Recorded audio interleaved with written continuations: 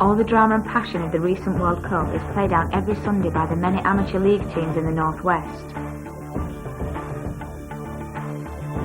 But these leagues boast something that the England squad doesn't: Asian players. For although this community has found fame in cricket with names like Imran Khan and Waqar Younis, they have yet to make a significant impact on the world of professional football. So why aren't there any Asian professional players?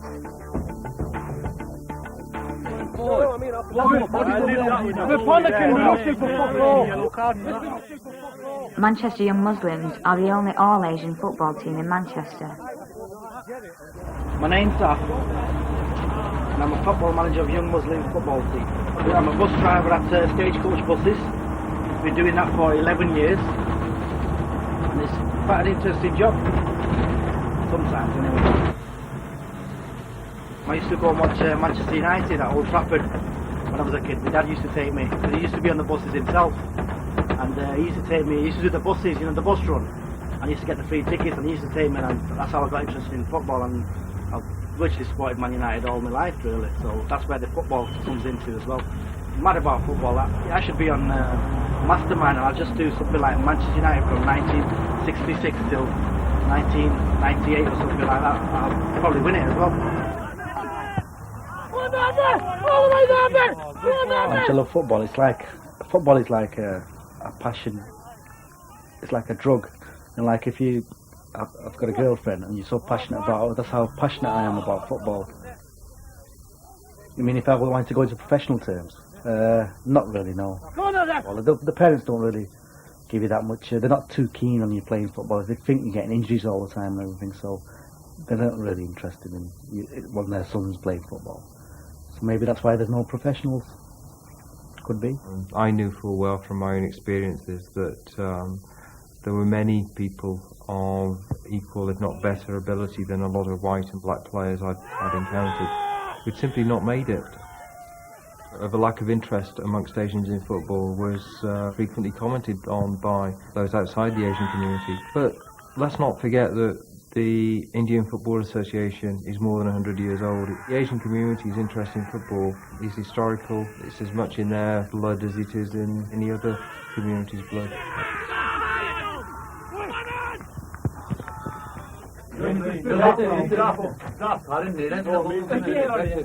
Today, the team, we're playing against Royale. They're not a bad side, they're alright, but we're better, obviously.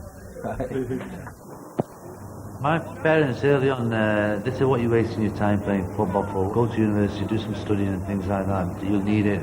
I think now the parents will start watching their children play football, take interest in their sporting lives. And I think they're a lot more supportive now than they were 10 years ago, maybe. My youngest son, 9-year-old Omar, he's very, very interested in football. He's a keen Manchester United fan, and I encourage him. I take him down to football training camp every Saturday, and we never had that when I was young. My dad never took us to watch or play football. But now I'm encouraging my son to get better, to play. I train with him, I exercise with him, and hopefully he'll make it. Early on in the 1960s, 70s, most parents wanted their children to play cricket and hockey because they were the national sports of Pakistan and India in those days. Now, because most of the Asians are brought up in England, football's one of the best sports around, and that's one of the sports that's making all the money and everything, so parents don't mind their children getting involved with football. People who were perhaps born in this country or have had their formative and schooling years in this country would have a completely different outlook, not just on football, but their whole place and relationship with society. Adnan, at 14, has already won the Bobby Charlton School of Excellence Award and could well be the next Michael Owen. My parents were really supporting me all the way through it, from the first club I played to and now where I am now. I mean, my opinion is different than maybe traditional Asian parents. If they're good at football, I'm quite happy. They can try their best. I try to help them as much as I can, but not in coaching because I don't know much myself. Majid does all the coaching, but I always support them wherever they need, my help. There is no doubt that still high levels of ignorance are afforded to that community, but I think things are changing.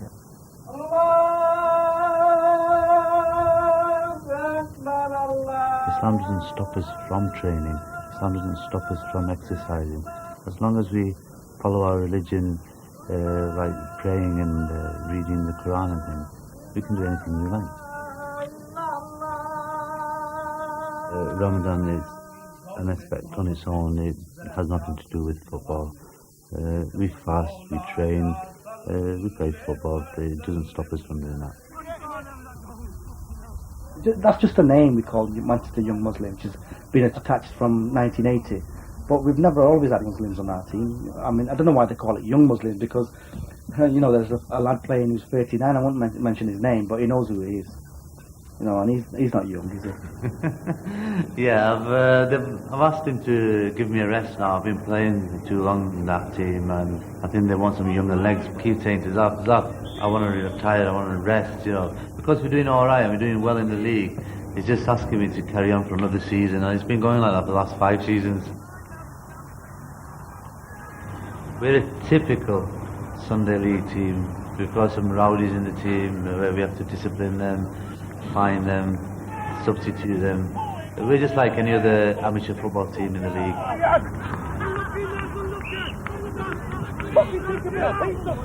At the moment it's all Asian. It's because our team revolves around friends, and being Asian ourselves, it's just old friends that are in the team. Hi, Mum.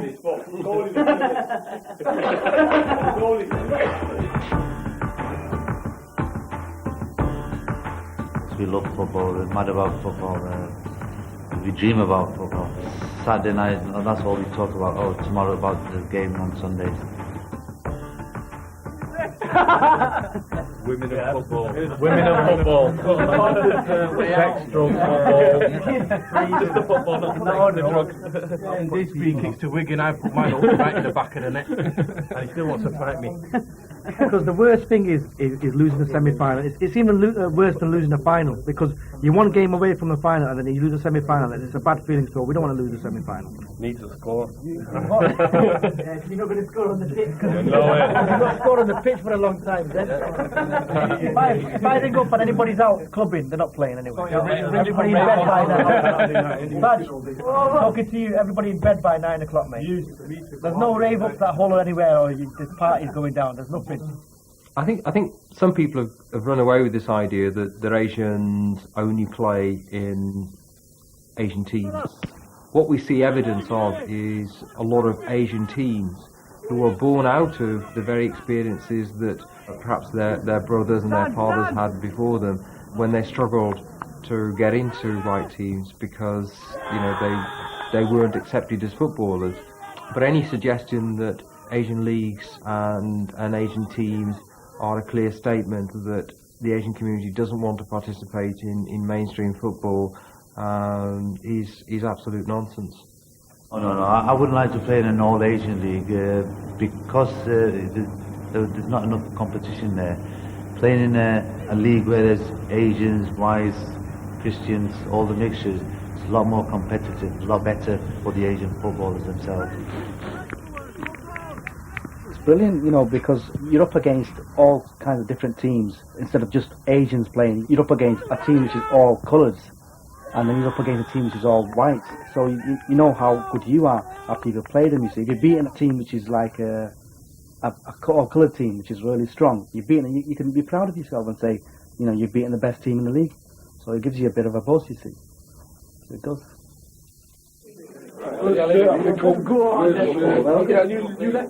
Having reached the semi-final of the Cup, the players have a good feeling about the game against Manchester Airport. All United fans. You've got this far now, so don't just make or break, guys. Exactly. Let's just get out there and just do the business, you know. And everybody play as a team for each other. We're not arguing nothing, you know. Oh, you did this, you did that.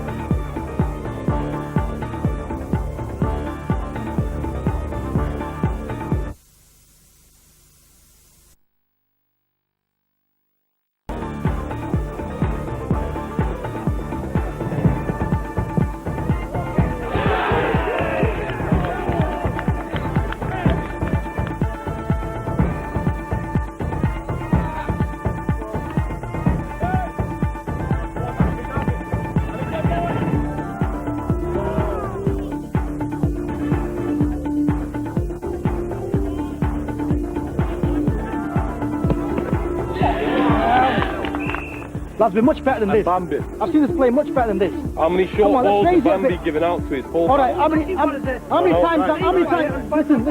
times have we tested that keeper? Does anybody remember? Oh, that was offside. Come on, let's do it, man. We want to win this. Exactly, just try some more shots, lads, come on. Try some, come on, let's go then, let's do it. Let's do it. On that edge.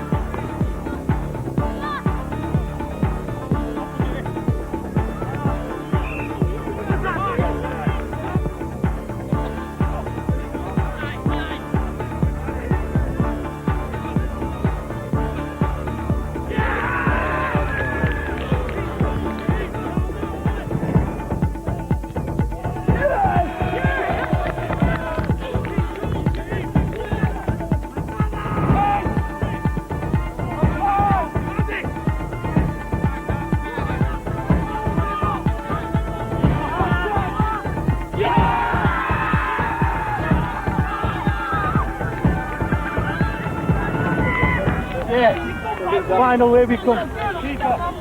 We were very lucky to win it, but you battled though, innit? You battled. And can you take the camera onto the hat-trick hero, please, Zed? Have you got? Yeah, you got 3 goals. Yeah. Anyway, once again, well done, lads. Yeah, and let's get ready for the final. That's all I got to say.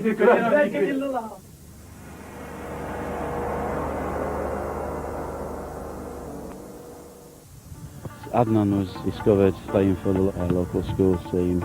There was quite a few clubs after him, and we approached him, and thankfully he decided to come to us. He's got the basic things that I look for in a player. He's got great feet, good body shape, his control is excellent, he's a great lad, great attitude, he's quick to learn, and I think he's football intelligent. You know, you get some lads who are intelligent but not football intelligent, and this lad is. Asian lads are weight training, like myself, always in the gym, working hard, and they're building their body, they're playing football, they're building their calves, they're building their muscles, you know. They're physically just as good as anybody else now. No, we're not physically inferior. There's some players on our team who are so small, but they're so skillful. You can run rings around any of the players there. There's a player there, you know, a couple of weeks ago, that was 6'4", and he was only 5'3", and he run rings around him, so you can't really say, you know, they're physically inferior, so I don't know where that one came from anyway. But you know, there are strapping young Asian men who stand alongside strapping young black men and white men. And where these comments came from and attributed to, I think is the issue here. And more often than not, these comments are founded upon people's preconceptions of communities, and we're talking about prejudices here. Yeah, about 2 years ago we were playing in Salford. We were playing this all-white team, and the referee was black, and obviously we were all Asian as well, and we did experience a lot of racism in that game. There was a pub right next to the ground, and they just came out and gave us so much racial abuse. Couldn't believe it. I've never ever in my life experienced anything like that, where it was just total 90 minutes. They were just giving us abuse, not just the players, the fans. And there must have been about 30, 40 all tanked up outside. You know, come out of the pub with the beer cans and beer glasses in their hands, and they were just giving us so much abuse. We just wanted to abandon the game, but then we thought, no, why should they win?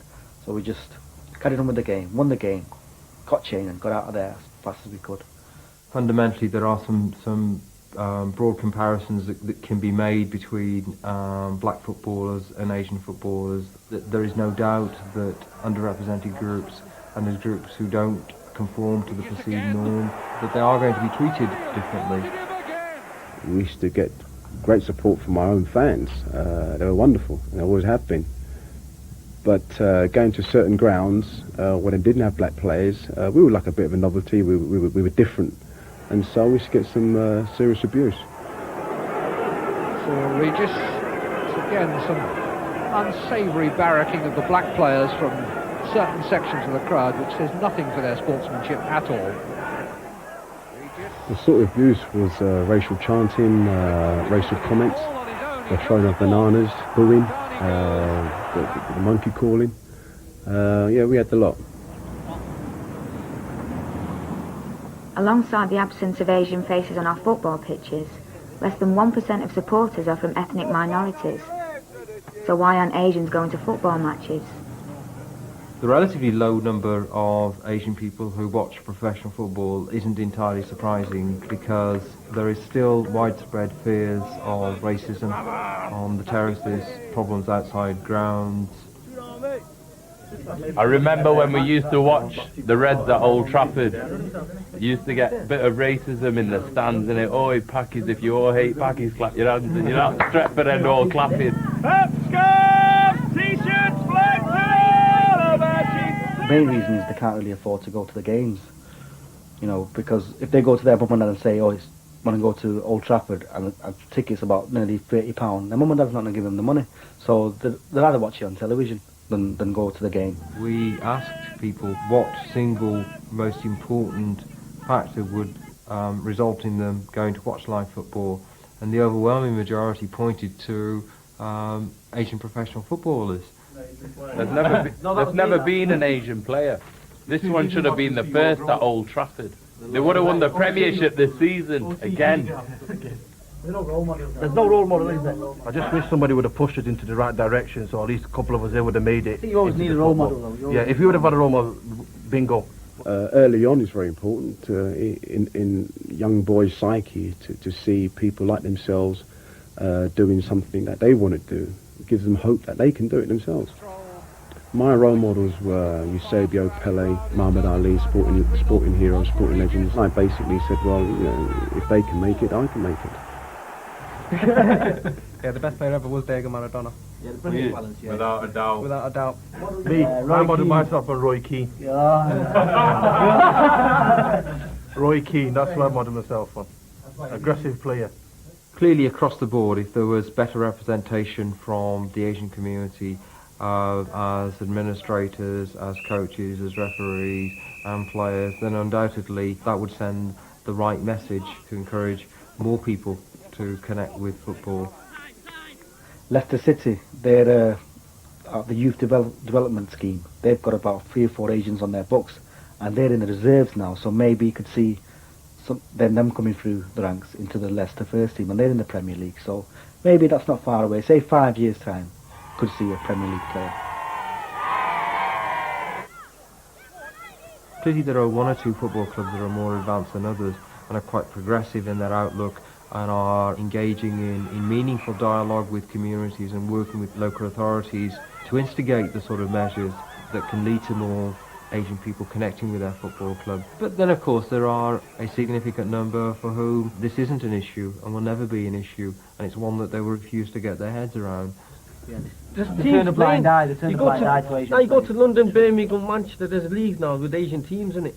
But who comes on and looks at them? No one. As soon as one door opens for an Asian footballer, you know Asians, there'll be 50 following him. Oh, yeah. You wouldn't be able to shut the door. That's what I mean. No, that's what it is. As soon as the door opens, one's through, there'll be a queue. The key, I think, that will ultimately influence how and what forms of action football clubs will take to engage the Asian community, I think it will be economically driven, because at the end of the day, football has become so commercially orientated that the only thing that by and large counts is the colour of people's money rather than the colour of their skin. Now, I think the new youngsters that are coming up, I think they'll make it. They're a lot stronger than youngsters 10 years ago. They're a lot wiser, and their attitude towards sports is a lot different. What I can confidently predict is that within the next 5 or 10 years, we're going to see a steady stream of young, talented Asian footballers entering into professional football. But it may take a little bit longer before we see the first major Asian Alan Shearer.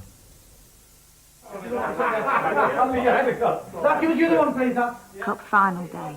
Relaxed and in good spirits, the lads check out their new strip for the match against Charlton Football Club. Bambi in net, yeah? Jimmy right back, Sergeant Zubin centre half, Podge left back, yeah? Midfield is Manny on the right, Zed and Naz in the middle, and Naeem on the left. Up front is Nabi and Desi. Subs are Raf, Ali Khan and Pops, and that's the team, and no arguing, alright? Come on, lad. No arguing. We've got to do it now. There's a squad.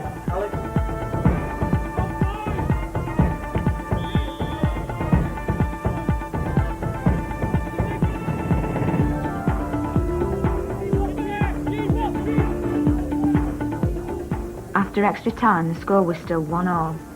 It was going to take penalties to decide the outcome of this cup final.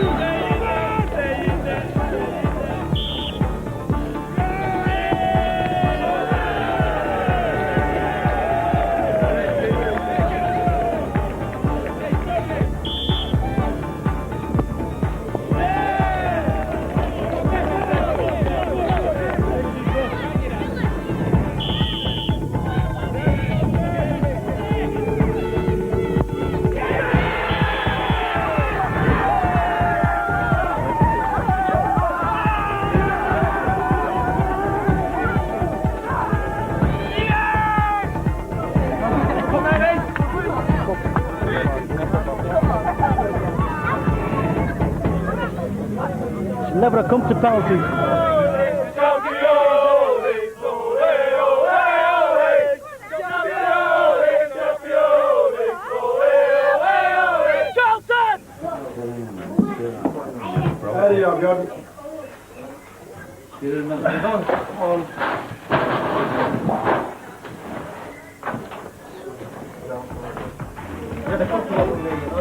Well, you had a good game anyway.